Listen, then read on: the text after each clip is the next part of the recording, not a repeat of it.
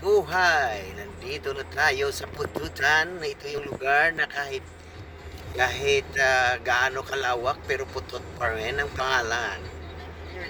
Kasama ko po ngayon ang mga business partner. Kasama natin si Kabaitaan Jeric Matillo at Jay Sabate at the back, and also the beauty queen of Sigma, Ma'am Joylen Villarreal and Ma'am Kana. Ayan po ang mga beauty queen sa Vita Plus model.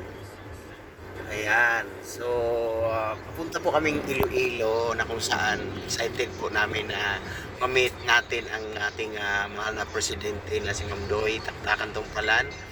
From Akalibot to Sigma, Sigma to Iloilo.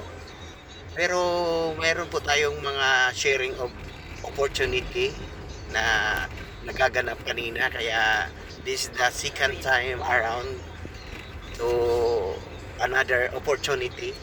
Ayan.